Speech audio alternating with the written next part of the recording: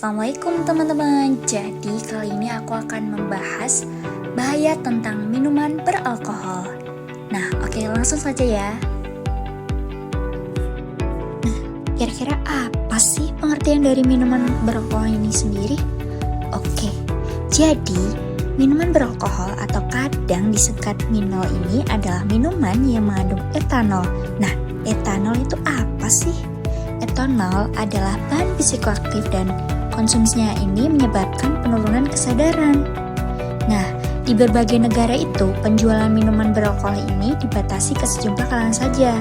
Namun, umumnya orang-orang yang telah melewati batas usia tertentu, penjualan minuman beralkohol ini umumnya dibatasi hanya untuk sejumlah kalangan yang telah melewati batas usia tertentu. Untuk minuman keras beralkohol, semakin lama ditimbun ini akan semakin nikmat rasanya. Namun, minuman keras beralkohol dengan kandungan etanol yang lebih tinggi dapat dihasilkan melalui proses distilasi terhadap produk yang dihasilkan melalui proses fermentasi. Nah, minuman keras atau yang bisa disingkat miras ini merupakan minuman suling atau spirit. Minuman beralkohol yang mengandung etanol yang dihasilkan dari penyulingan, yaitu berkonsentrasi lewat distilasi. Kemudian etanol diproduksi dengan cara fermentasi biji-biji buah dan juga sayuran. Selanjutnya ada dampak minuman beralkohol. Ada beberapa dampak yang perlu diperhatikan. Yang pertama itu ada dampak kesehatan fisik. Dapat merusak kerusakan organ seperti hati, hepatitis alkoholik, dan juga sirosis. Yang kedua ada gangguan sistem saraf, mengganggu fungsi otak, menyebabkan gangguan kognitif dan juga menghambat perkembangan otak teman-teman. Yang ketiga ada resiko kecelakaan. Remaja yang mengonsumsi alkohol lebih rentan terhadap kecelakaan, baik itu kecelakaan lalu lintas, jatuh ataupun cedera lainnya karena penurunan koordinasi dan juga refleks. Yang kedua ada dampak kesehatan mental. Bisa menyebabkan seseorang menjadi depresi dan juga kecemasan dan perilaku agresif. Yang ketiga ada dampak akademis dan juga sosial, menyebabkan penurunan prestasi dan juga akademik dan pengaruh sosial negatif.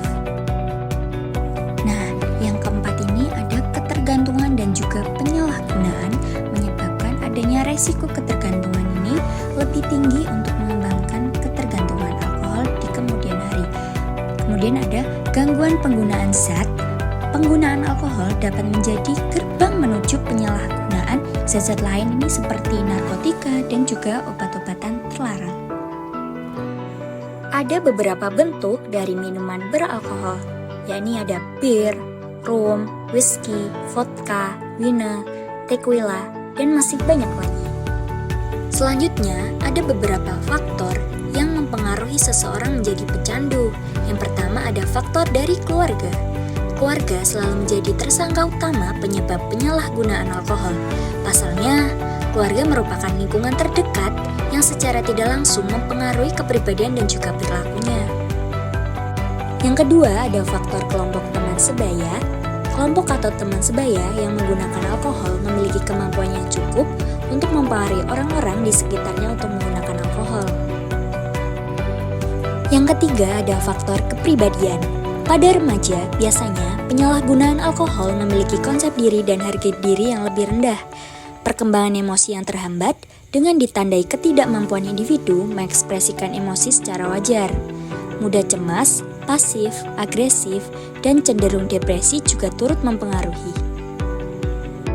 Nah, yang keempat ada faktor kesempatan.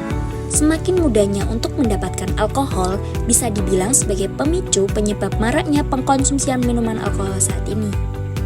Nah, selanjutnya ada cara menghindari minuman beralkohol. Yang pertama, pendidikan agama. Ajaran agama sangat penting dalam tahap perkembangan terutama seorang remaja. Bimbingan agama di lingkungan keluarga adalah pendidikan yang sangat efektif dalam pembentukan sikap dan juga perilaku remaja. Yang kedua, ada dukungan dari keluarga.